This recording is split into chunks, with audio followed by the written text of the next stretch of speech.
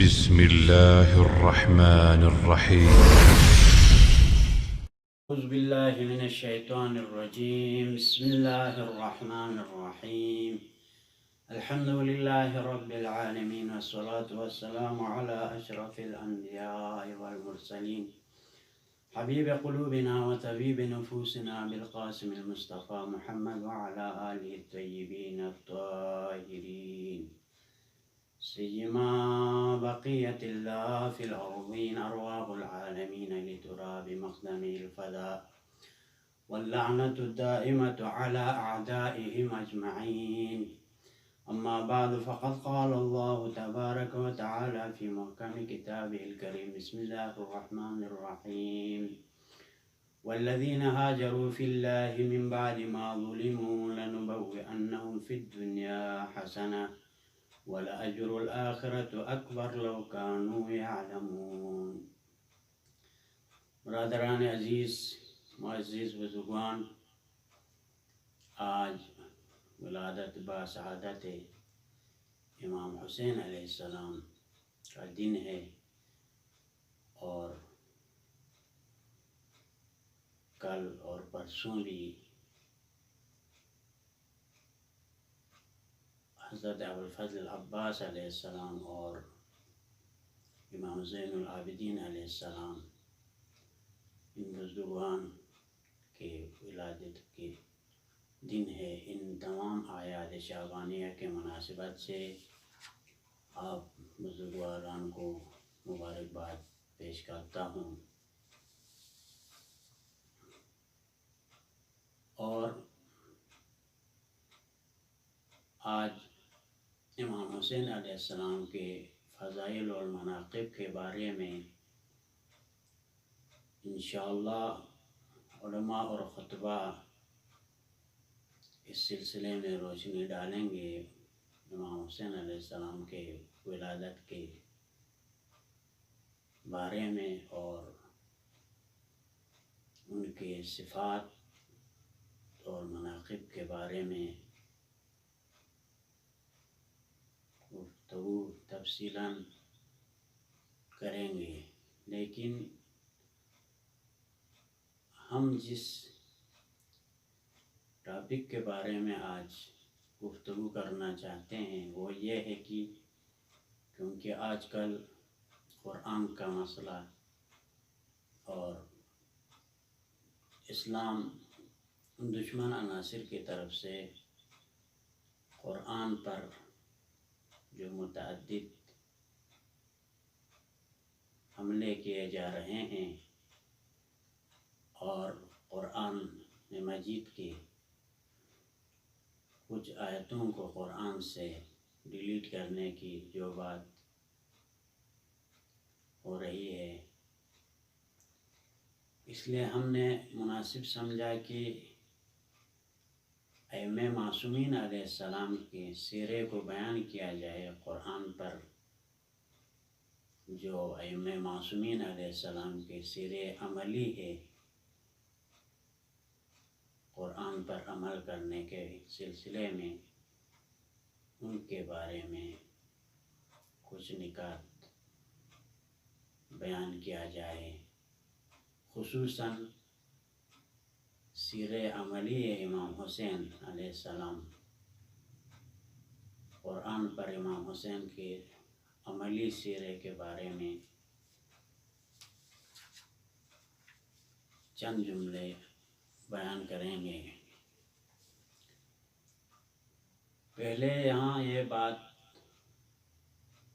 بیان کرتے چلے کہ جیسے کہ قرآن مجید کے پر دشمنوں کے جانب سے متعدد حملے ہوئے، اسی طرح قرآن ناطق جو ائمہ معصومین علیہ السلام ہیں ان پر بھی مختلف قسم کے اشکالات کیے گئے۔ امام حسین علیہ السلام کے زندگی میں جو بات سب سے زیادہ قابل توجہ ہے وہ ہے قیام امام حسین علیہ السلام۔ جو ایک درسگاہ ہے جو تاریخ میں وہ انسان جو آزاد اور آزادگی کے ذریعے یعنی ساتھ زندگی کرنا چاہتے ہیں اور کسی کی غلامی نہیں کرنا چاہتے، ان کے لیے ہمیشہ کربلا ایک درسگاہ رہا ہے۔ اور ہر وہ شخص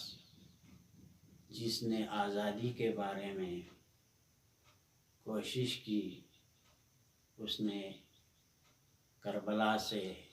سبق حاصل کیا ہے۔ قیام امام حسین اس کے لیے مشعل راہ رہا ہے۔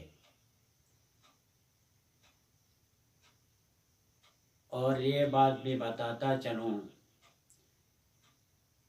کہ اسلام دشمن عناصر قرآن پہ حملہ اس لیے کر رہے ہیں کیونکہ قرآنی آیات وہ آیات جو خصوصاً جہاد کے بارے میں جو آیتیں نازل ہوئی ہیں، وہ آیتیں ایسی آیتیں ہیں جو دشمن ستیز ہیں، اور ان آیتوں میں ظالم اور مستکبرین سے مقابلے کی باتیں آئی ہے۔ اس لیے دشمن ان آیتوں سے ڈرتے ہیں اور قرآن سے کلی طور پر مستکبرین اور وہ جابر اور ظالم حکمران ہمیشہ سے قرآن سے ڈرتے آئے ہیں، اور یہ سلسلہ قیامت تک رہے گا۔ قرآنی آیتوں کو جو جہاد کے بارے میں ہیں، خصوصاً وہ آتنکواد اور ہنسا پھیلانے والے ان آیتوں سے یزیدی افکار رکھنے والے ہی ان آیتوں سے ڈرتے ہیں، اس لیے ان آیتوں کی مخالفت کرتے ہیں، چاہے وہ ہندو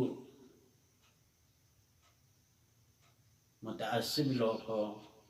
یا مسیحی یا یہودی یا اور کسی ادیان کے ماننے والے جو متعصب حضرات ہیں، وہ ہمیشہ سے قرآن پر حملہ کرتے آئے ہیں۔ اور جس طرح سے قرآن صامت پر مشرکین کفار اور اسلام دشمن عناصر کی طرف سے حملے ہوتے آئے ہیں، اسی طرح قرآن ناطق پر بھی جو ائمہ معصومین علیہ السلام ہیں، ان پر بھی طرح طرح کے اشکالات کرتے آئے ہیں، اور ان پر بھی قسم قسم کے مظالم ڈھائے گئے۔ اب ہم امام حسین علیہ السلام کے سیر عملی میں دیکھیں قیام حضرت ابا عبداللہ علیہ السلام، کل یہ قیام اور نہضت قرآنی آیتوں کی روشنی میں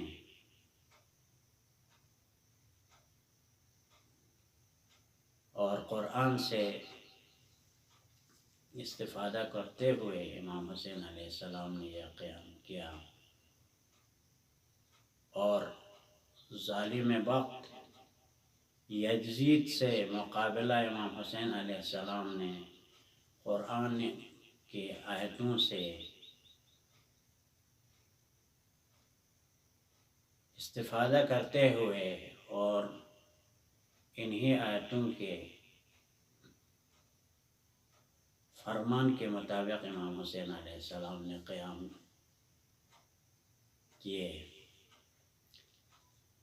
امام حسین علیہ السلام کے قیام میں اگر ہم سلسلہ وار دیکھیں تو چند پہلو ہے امام حسین علیہ السلام کے قیام میں۔ پہلے امام حسین علیہ السلام نے جب ظالم حکمرانوں کے طرف سے اذیتیں کی گئی تو امام حسین علیہ السلام مجبور ہوئے مدینہ سے ہجرت کرنے پر اور اپنے نانا کے مدینہ کو وداع کر کے ہجرت کر گئے مکے کی طرف۔ اور یہ ہجرت بھی قرآن مجید کے ایک حکم کے مطابق ہے۔ اگر ہم ملاحظہ کریں تو قرآن مجید میں سورہ نحل آیت نمبر 41 میں ارشاد رب العزت ہو رہا ہے، بسم اللہ الرحمن الرحیم، والذین ہاجروا فی اللہ من بعد ما ظلموا لنبوئنہم فی الدنیا حسنۃ ولأجر الآخرۃ اکبر لو کانوا یعلمون۔ اسلام میں ایک حکم ہجرت ہے۔ اگر مسلمان کسی جگہ اپنے عقائد کو بیان نہ کر سکے اور اپنے آئین اور دین پر عمل نہ کر سکے تو اس جگہ سے ہجرت کرنے کا بھی اسلام میں حکم ہے، وہ دوسرے جگہ پر ہجرت کر سکتے ہیں۔ تو اس آیت شریفہ میں فرما رہے ہیں خداوند متعال، اور جن لوگوں نے ظلم سہنے کے بعد راہ خدا میں ہجرت اختیار کی ہے، ہم عنقریب دنیا میں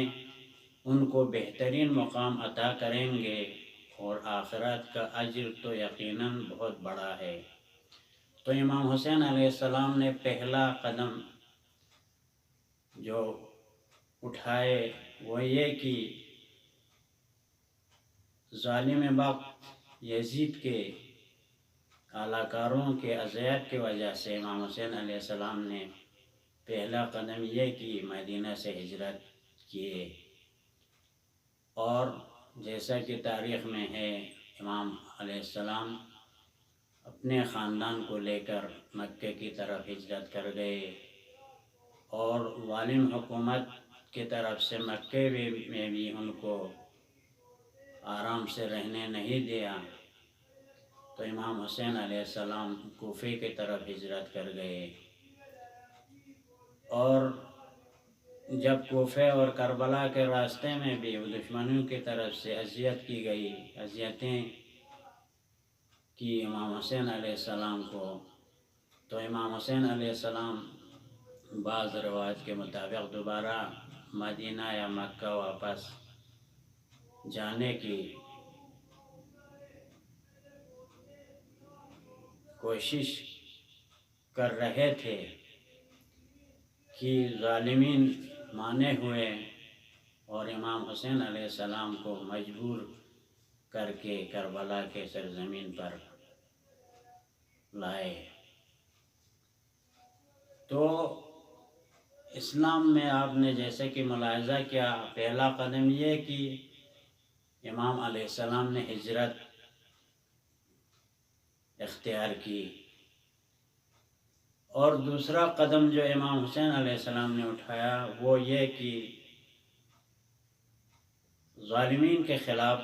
آواز اٹھانا شروع کیا امام علیہ السلام نے۔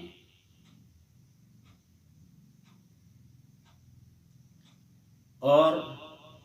زبان اور گفتار کے ذریعے خلافت یزید کو قبول کرنے سے انکار کیا امام علیہ السلام نے، وہ اس لیے کہ معاویہ یہ حق نہیں رکھتا تھا کہ اپنے بعد کسی کو جانشین اختیار کریں اور خلیفہ بنائیں، اور یزید سیاسی اور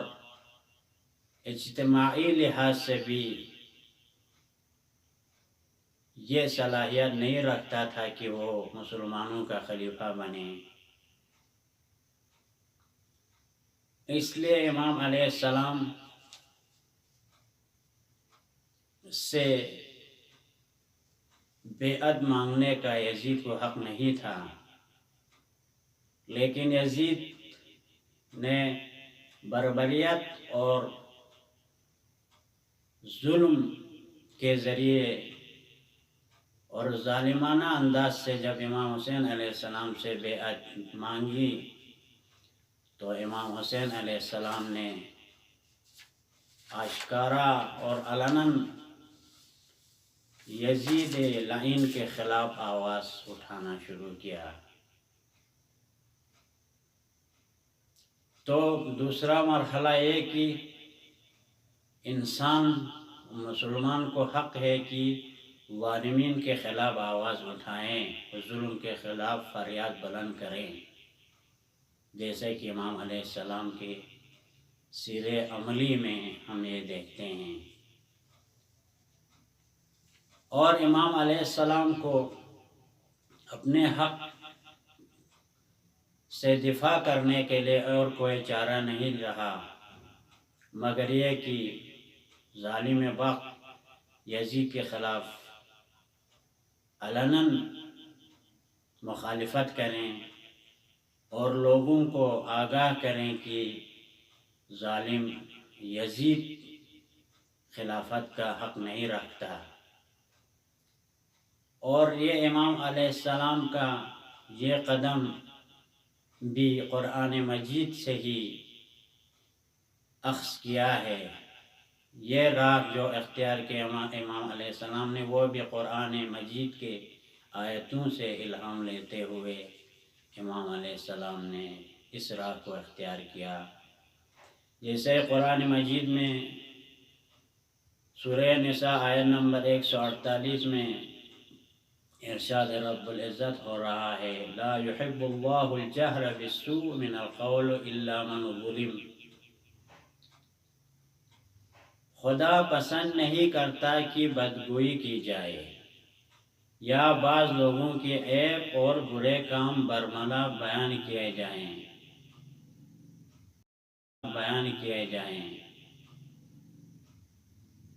یہ بات واضح ہے کہ اسلام کا ایک اخلاقی دستور یہ ہے کہ دوسروں کی بدگوئی نہ کیا جائے، اور اس چیز سے منع کیا گیا ہے اسلام میں۔ غیبت، تہمت، ہر وہ چیز جو مسلمان بھائی ایک دوسرے کے آبروریزی کے سبب بنتی ہے، اس چیز سے اسلام نے منع کیا ہے۔ اس آیت شریفے میں بھی خداوند تبارک و تعالی یہی ارشاد فرما رہے ہیں کہ خداوند تبارک و تعالی کو پسند نہیں ہے کہ مسلمان ایک دوسرے کے خلاف بدگوئی کریں اور ایک دوسرے کی عیبجوئی کریں اور دوسروں کے عیب اور بری چیزوں کو آشکارا بیان کریں۔ لیکن اس میں سے ایک استثناء کیا گیا، وَإِلَّا مَنْ ظُلِمَ، مگر وہ شخص جو ظلم و ستم کے ہاتھوں مجبور ہو۔ ایسے لوگ حق رکھتے ہیں کہ اپنے دفاع کے لیے ظالم کی شکایت کریں یا واضح طور پر ظلم و ستم کی مذمت کریں اور ان پر تنقید کریں، اور جب تک اپنا حق نہ لیں، ظلم و ستم کا اور ازالہ نہ ہو، اس وقت تک مسلمان آرام سے اور چین سے نہ بیٹھیں۔ تو اگر کوئی ظالم ظلم کرتا ہے مسلمانوں پر اور ان کو غلام بنانے کی کوشش کرتا ہے اور جابرانہ حکومت کرنے کی کوشش کرے،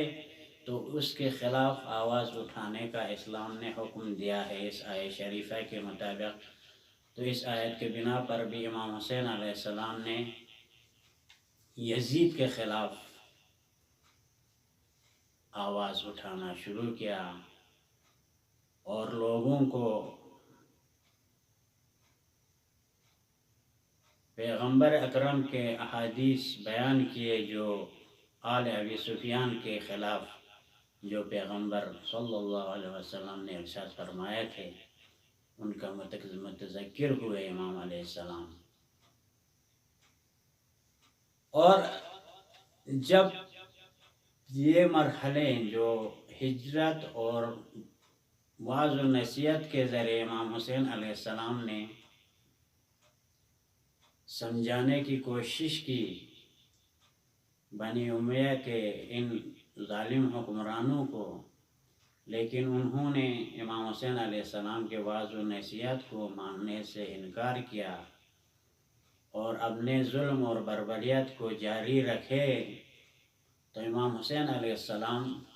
مجبور ہوئے آخری قدم اٹھانے پر۔ وہ یہ کہ امام حسین علیہ السلام نے ایک تو جو بنی امیہ والے بدعتیں اور عصر جاہلیت کے رسم و رسوم کو دوبارہ احیاء اور زندہ کرنے کی جو کوشش کر رہے تھے، امام علیہ السلام نے علناً اس کی مخالفت کی اور لوگوں سے ان شرپسند اور جاہلیت کے رسوم کو چاہنے والوں کے افکار سے لوگوں کو علناً آگاہ کرنا شروع کیا۔ جب اسلام میں پیغمبر اکرم صلی اللہ علیہ وآلہ وسلم کے بعد بدعتیں دوبارہ زندہ کیا گیا اور عرب اور عصر جاہلیت کی رسم و رسومات آشکارا دوبارہ زندہ کرنے کی کوشش کی، تو امام حسین علیہ السلام نے لوگوں کو آگاہ کرتے ہوئے بیان فرمایا، ان السنت قد امیتت و ان البدعت قد احیت۔ امام فرما رہے ہیں، اے لوگو، اس معاشرے میں سنت پیغمبر صلی اللہ علیہ وسلم مردہ قرار دیا گیا اور سنت پہ کوئی عمل نہیں کرتا پیغمبر کے، اور بدعت اور جو عصر جاہلیت کی جو رسم و رسوم تھے اس کو دوبارہ زندہ کیا گیا ہے۔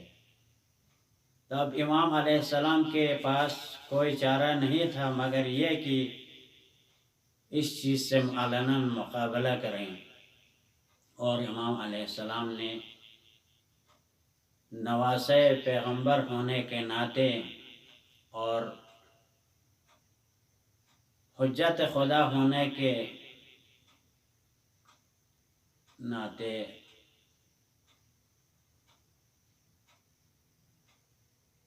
قرآن مجید کے جہاد کے بارے میں جو آیتیں نازل ہوئی ان پر عمل کرتے ہوئے علناً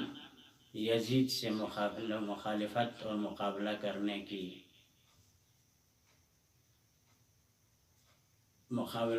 اور لوگوں کو بھی دعوت دے کہ اے لوگوں، یزید ملعون سے مقابلہ کرنا سب پر لازم ہے اور واجب ہے، آؤ میری مدد کریں۔ قرآن مجید کے آیت سورہ نساء کے آیت نمبر 95 میں ارشاد رب العزت ہو رہا ہے، فضل اللہ المجاہدین باموالہم وانفسہم علی القاعدین درجہ۔ خداوند کریم اللہ وہ لوگ جو اپنے مال اور جان سے جہاد کرنے والوں کو ان حضرات پر جو اپنے مال اور اموال کے ذریعے جہاد نہیں کرتے بلکہ گوشہ نشینی اختیار کرتے، ان پر فضیلت بخشا ہے اور ان کو امتیاز عنایت کیا ہے۔ ان آیتوں کے روشنی میں امام حسین علیہ السلام نے جہاد کا ارادہ کیا یزید سے،